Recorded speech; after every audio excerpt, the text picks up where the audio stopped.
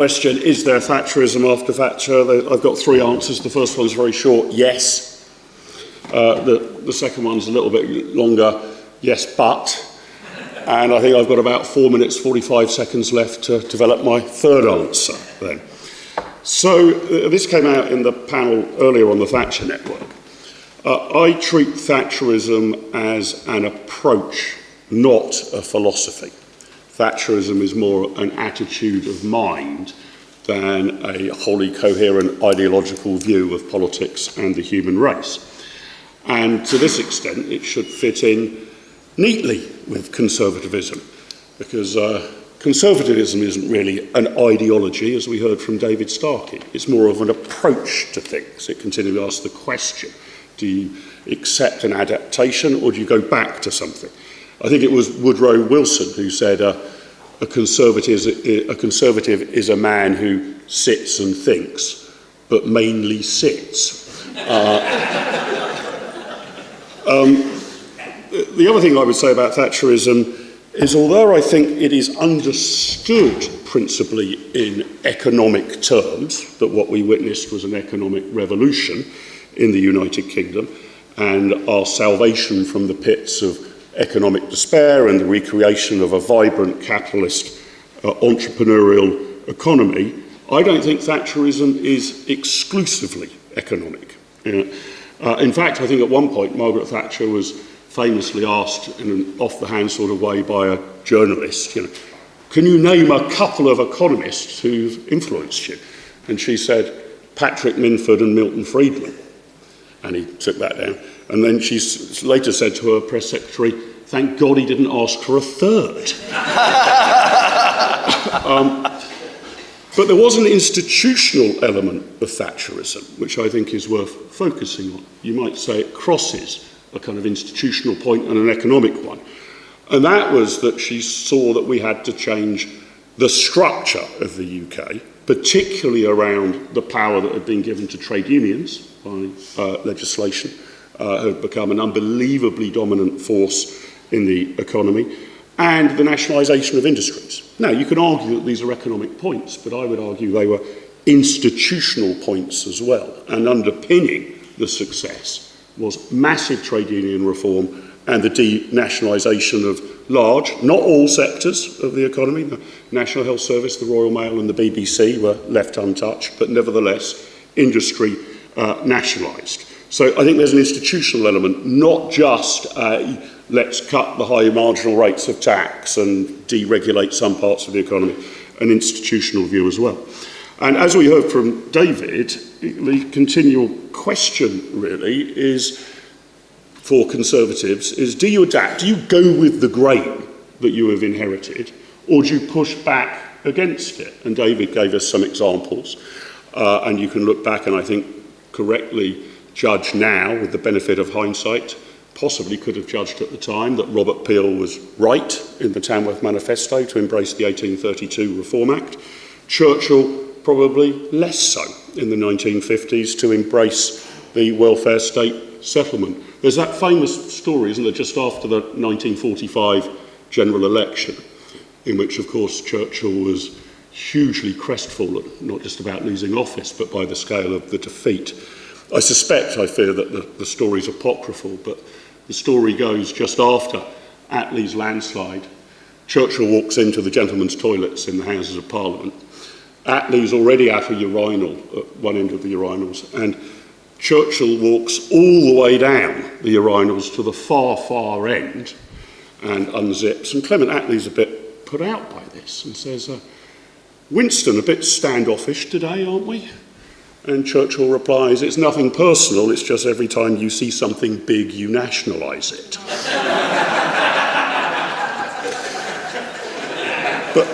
So I think we've got that. I think we've got the same. Why Thatcherism has application now is we have the same decision as Conservatives. Do we go along with managed decline? By the way, I would say I think the decline is now so severe, I'm not sure it's manageable. But do you attempt to go with the grain, continue to be the heir to Blair, or do you go for a reboot and a restoration? Do we unpick this one? Do we not go along with it as Cameron did? We've heard about the 440 quangos that now run our lives in a meaningful way on a day-to-day basis. You know, we are not very many steps away from being a bit like the GDR, being a bit like East Germany. And if you look at our financial liabilities, our tax and spending proportions of our national economy are heading there fast. You cannot operate without the sign-off of regulators who typically let you down and are not answerable to you. I mean, I don't know if it will get quite as bad as Ronnie Reagan's anecdote about the loyal party worker in East Germany who had saved up just enough to put down a deposit on a Trabant. Do you know that story? And he goes into the licensing office for the delivery of motor vehicles and proudly puts down his Ostmarks as a loyal party worker and fills in his form. And yes, at last I'm going to own my own Trabant. And the bureaucrat on the other side of the desk checks all of the paperwork and says, OK, this all does seem to be in order. You do know it will take 4 years before we actually deliver your car to you. He said, that's not a problem at all, but can I just ask whether it will be morning or afternoon? So the bureaucrat says, well, why does it matter? He says, well, I've got the plumber coming in the morning. We are beginning to live in that sort of world in which we are at the mercy of bureaucrats, and I'm not willing to go along with it as cheerfully as that loyalist party worker in East Germany. So I think a Thatcherite approach, it's not really a philosophy, but a mindset, is now not just desirable for the future of conservatism, it is necessary for the survival of the Conservative Party. A Conservative Party that decides, even by default, to continue to go with the grain, I think will go the way of the Liberal Party 100 years ago. It's make up your mind time, folks, and I think a Thatcherite against the grain, this needs to be undone approach is the only way that conservatism and the Conservative Party itself can play a meaningful role in the next 10 years in British politics. Thanks very much.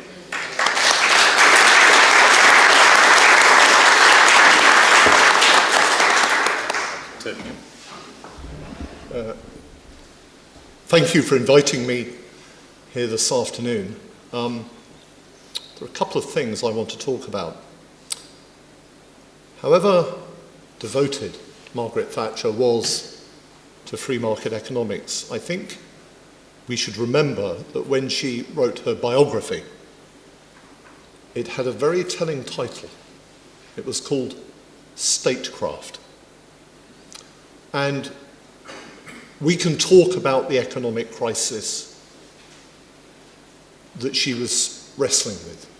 We could talk about the devaluation of the pound in 1967, which was a build-up to what became known as Thatcherism. We can talk about Selsdon Mann, Ted Heath. Of course, Ted Heath didn't have the language of Thatcherism. The words contracting out, deregulation, privatisation, they didn't exist. They were struggling and grappling with this reality, and the best they could come up with under Heath was denationalisation.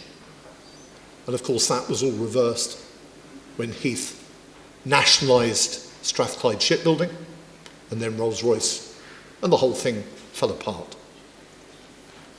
But one of the interesting things about Margaret Thatcher when she became leader of the Conservative Party was not just that she was surrounded by institutions that had existed for some time, and we should remember aims of industry.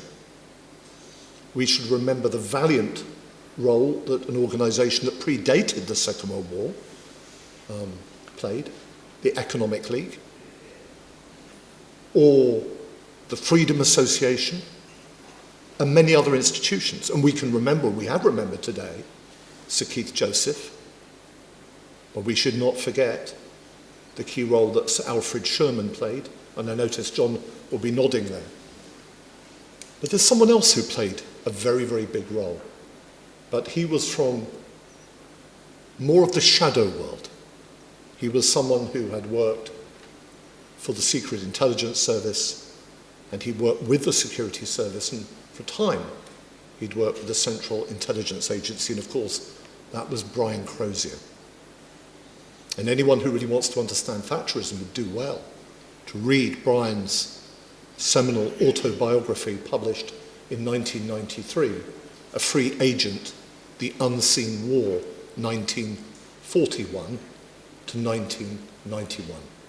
Why was Brian important to Thatcherism? He was important because when she became leader of the Conservative Party, he set up and ran with her and for her for a number of years a very discreet committee called the Shield Committee. And again, John is nodding.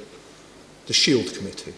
And the Shield Committee explored with her the sort of statecraft that she would have to use, the sort of institutions that she may need to buttress what became her economic revolution, and that Mark and other people have so eloquently described.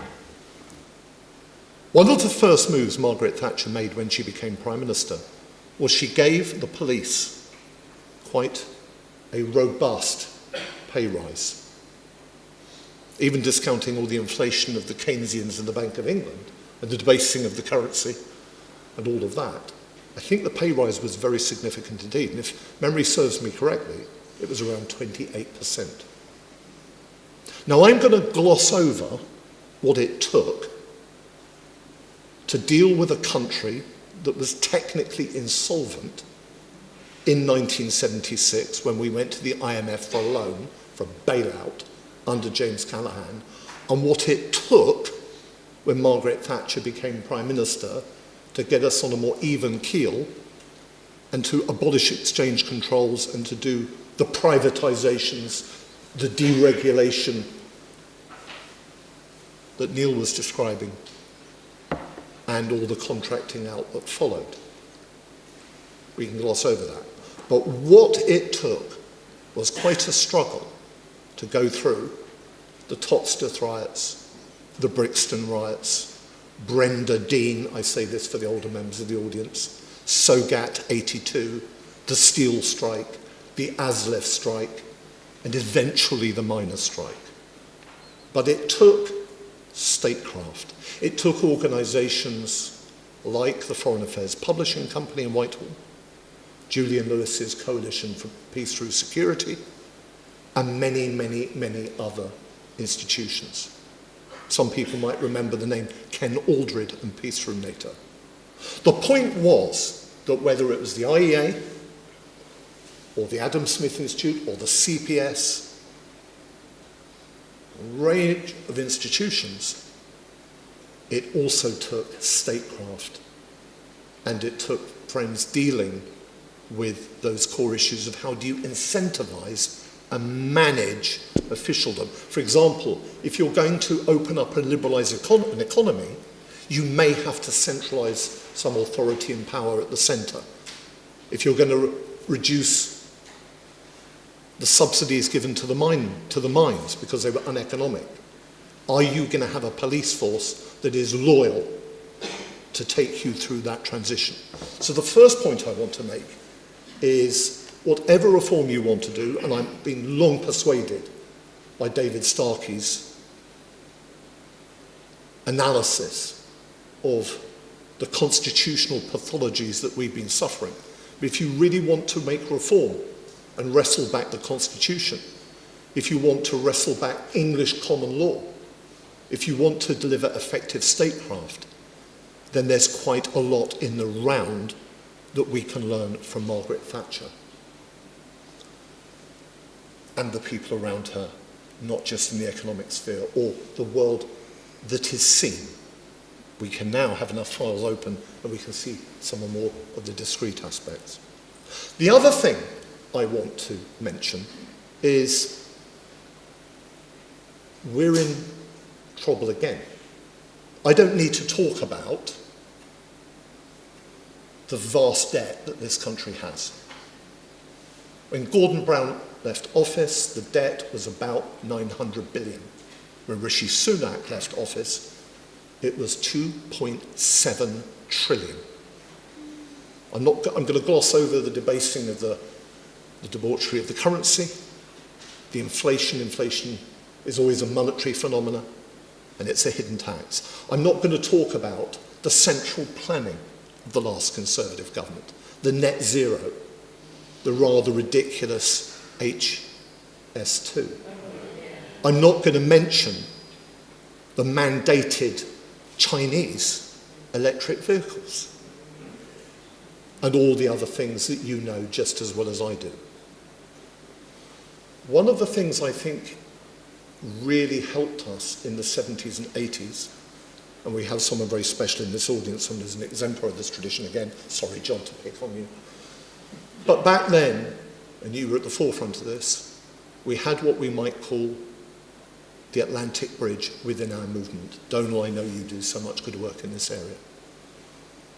I have long-standing friendships going back over many decades. Friendships that were born during the Thatcher era. We're friends at the Heritage Foundation, the Cato Institute, Competitive Enterprise Institute, American Economic, it goes on, AEI, they're all there. Although Trump is a fascinating man, and there are many things that are being done, and we've dwelt today on J.D. Vance's contribution, his analysis of the drift of not only British but European politics. I think that our friends, particularly in Washington, could have a greater input. For all their tendencies towards isolationism, the United States has a tremendous role here. And when it comes to training cadres of future parliamentary candidates, be it Tory, be it Reform, whatever, maybe a healing of the wounds, a shoring up, a firming up, a little bit of channeling all our inner Lenins, because there is a need, comrades, for a little bit of party discipline. Or as we used to say in the Federation of Conservative Students 40 years ago, walk the line and vote the slate. Donal smiling. Our friends in America had a really, really important role to play in partnering, that partnership between Ronnie and Margaret. But it was movement-wide. There were lots of events, people would go to training events in the early and mid-80s, a flow of ideas, and we need that. And friends in the United States are taking some strides forward. I'm not uncritical of Donald Trump, far from it. But there is a revival of a broadly based coalition that is libertarian and conservative. My libertarian friends and my conservative friends in Washington tell me how much respect and in some instances friendships they have with anarcho-capitalists down in Argentina. There's a turning of the wheel. But it's because we have the debt that we do. It's because we have the constitutional crisis that we do. That is the opportunity. And it's not only the opportunity for us, but it's an opportunity for our friends in other countries. So my plea, although I'm a radical libertarian conservative, as many of you know, my plea is for statecraft, better statecraft, and for the international family to work together. We have to come on, as Picton said at Waterloo, in the same old way. Thank you.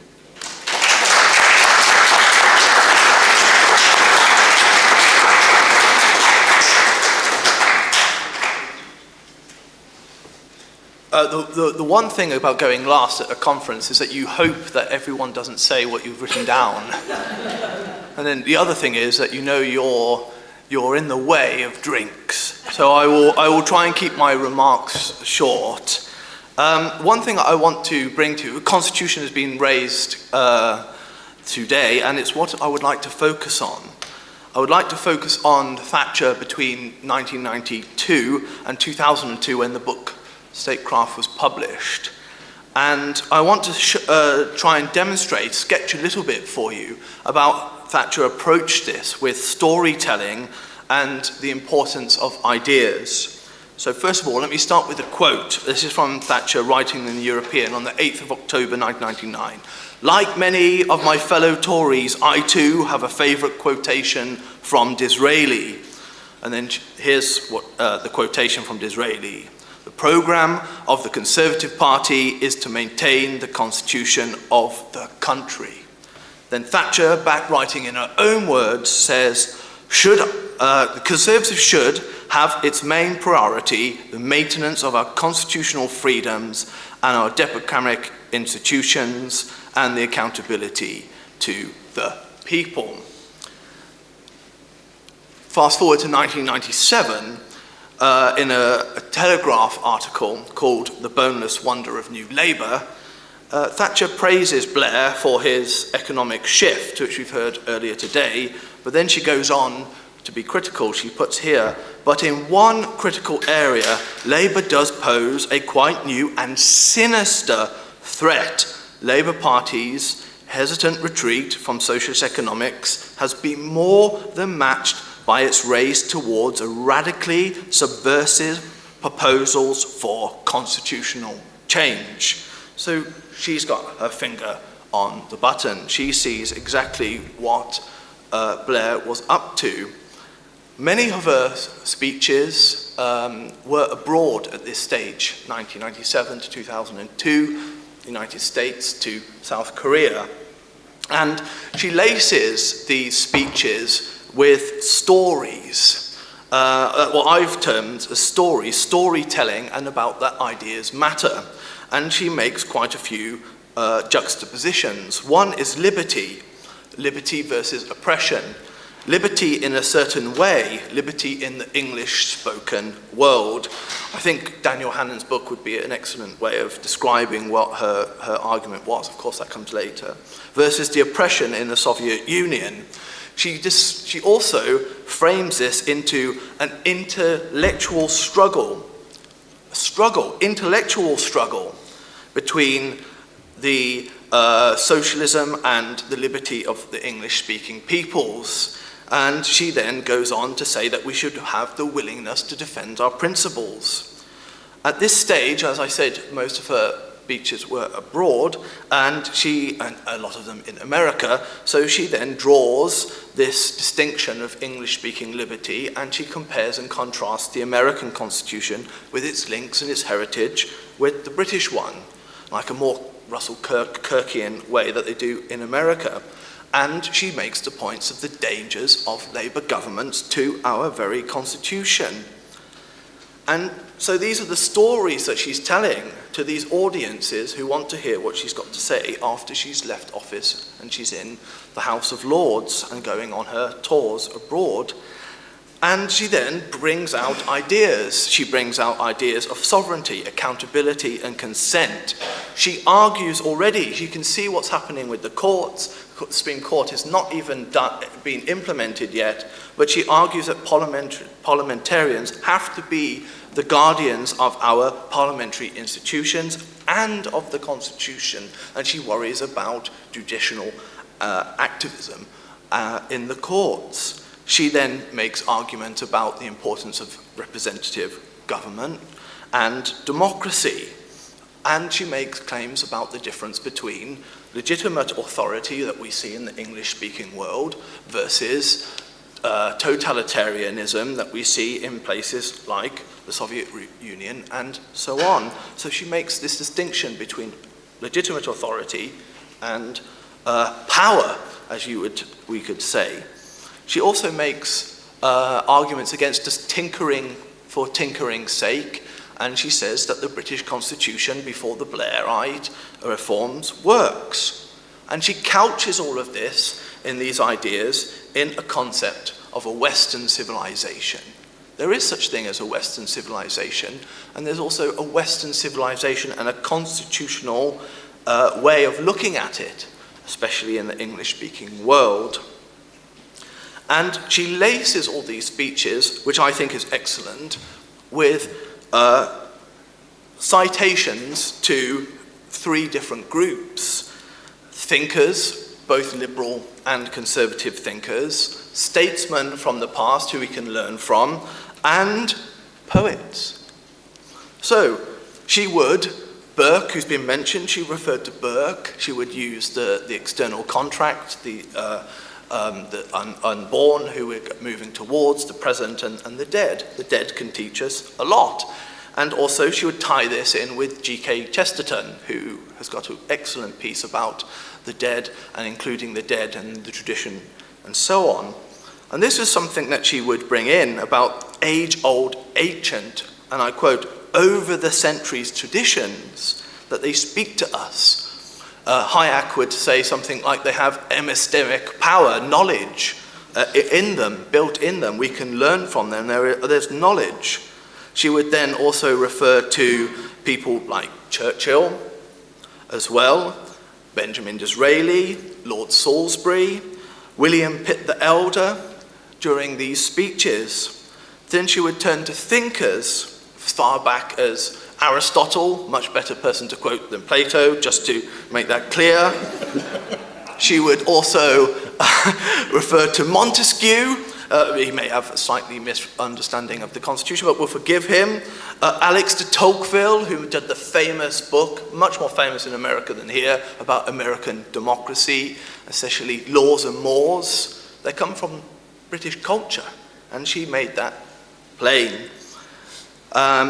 John Locke, she would refer to as well, Thomas Hobbes, and all these type of thinkers. And she would also sew in a bit of, you could say, romantic view. T.S. Eliot, who's also been mentioned today, and Rudyard Kipling would be sewn into and laced into these speeches. And these were all done to be able to express values and morals of underpinning of the Constitution, what we should defend. And I'll just end with this little bit of a quote, and she writes, "Law rooted in and springing from the deepest values of Judeo-Christian tradition." And she argued at this point from 1992 for 10 years, 2022, on the speaking circuit, that we have to take the Constitution important. It is important. Ideas matter. Storytelling matter. That's what we need. People who can tell stories attached to ideas, because that will move people's hearts and their minds. And we might win. Thank you.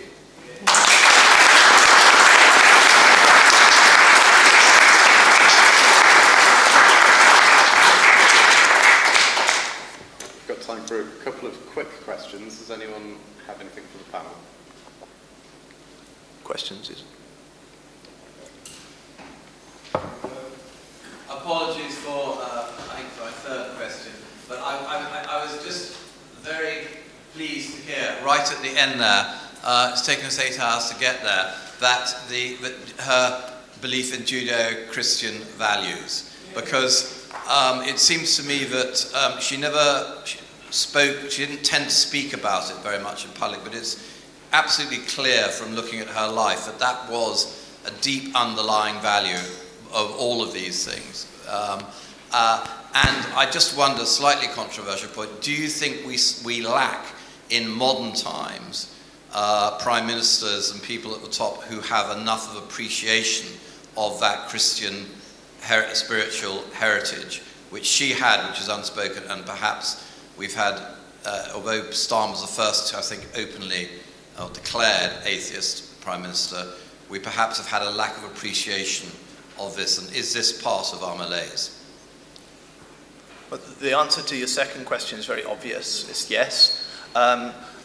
Dominic Sandbrook, in his book, Who Dares Wins, actually has a very good section on when Margaret Thatcher, in her earlier years, up to about 82, there was a lot more of the speeches what would go into the Judeo-Christian values and so on, and people would remove them. So I think it was important. So yes, definitely.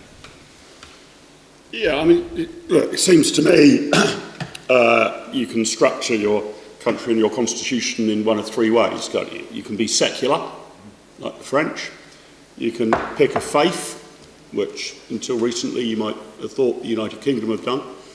Or you can choose to be a nation of absolutely every faith, with 27 different prayer rooms available in every hospital and every airport, and every religious festival, particularly the non-Christian ones, being celebrated by the monarch and the Prime Minister. Of the three possible lanes, I think an argument could be made for either one or two, but no case at all can be made for lane 3, and that's the lane we've decided to drive down. Yeah. One more quick one, if there's anybody got anything. Right about the back.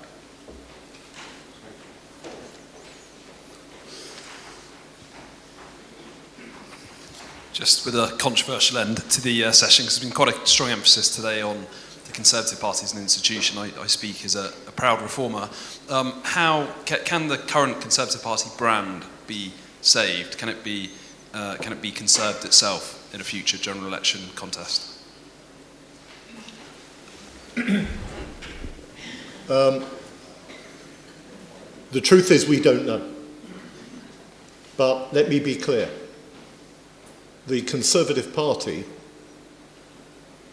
given its behaviour since 2010, let me just clarify, for those of you in this room who know me, and there are a handful that have known me for many decades, I'm a pretty hardline Brexiteer. But the real risk is that the Conservative Party, rather like Daffy Duck, has already gone off the hillside. The legs appear to be moving, but gravity will take its toll. Or to be even more candid, the Conservative Party could have just had its Gerald Ratner moment. And it could be far deader than many of its current members of Parliament or its people in its headquarters, or indeed the mainstream commentators can imagine. The truth is, we don't know, and I don't know. Yeah, a good case can be made that we are going through a once-in-a-century political realignment. A good case can be made for that. And I don't think that is actually so much down to errors that might have been made in office, although there were numerous of those. I think it's to do with the tectonic plates that define the tribes and the different party political allegiances. So, in essence, broadly, what's held the Conservative Party together from, let's say, 1945 to at least 2016 was opposition to the Soviet Union and communism, a basically sort of pro-business, pro-capitalist approach, not necessarily purist free market, but generally of the view that perhaps business should do a bit more, the state should do a bit less, and we shouldn't just print endless zeros on each banknote, and a broadly pro-UK institutions, so pro the monarchy, pro the police, pro the armed forces, for example. And that was enough to keep John Selwyn Gummer and John Redwood in the same political party. Roughly over that sort of period of time. The issues, however, the dividing lines in modern politics have now changed. The big issues today are, do you embrace global institutions or are you sceptical of them? Brexit, a big dividing point there, but also ECHR, for example. What do you think of the G7 trying to set international corporation tax rates? Are you a globalist or are you a nationalist? That's a big dividing line. Do you believe that man-made climate change is the greatest risk that we face, or do you believe it's a load of nonsense? Quite a dividing line as well in modern politics. Do you believe in the woke agenda that the whole LGBT, the alphabet community, are the modern iteration of the gay rights movement, or do you believe that they are a movement against basic biological science? These issues are now the ones that set the political tribes. And the Conservatives are divided on all of them. And the problem that befell the Liberal Party 100 years ago was not just that Lloyd George and Herbert Asquith had a spat and a falling out and started to caucus against each other. All of that's true. No, but the bigger underlying problem was the defining issues of the day changed. They switched. What had kept the Liberal Party together in the 19th century was support for empire, support for free trade, and support for the emerging middle class, particularly as far as the franchise went. That united together all these Liberals. Once the issues became, do you support the emergence of a British welfare state? And do you think men should be conscripted to fight a war? Suddenly that coalition did not hold together at all. So for the Conservative Party to recover, and I don't know whether it can, it's got to pick a lane. You cannot bridge the divide on those three issues that I've suggested, and I think you need to be carbon net zero sceptic, globalistic sceptic, and conservative with regards to British traditions. If it picks that lane, it's back in business. If it continues to answer every binary question with the answer 0.5, it's dead.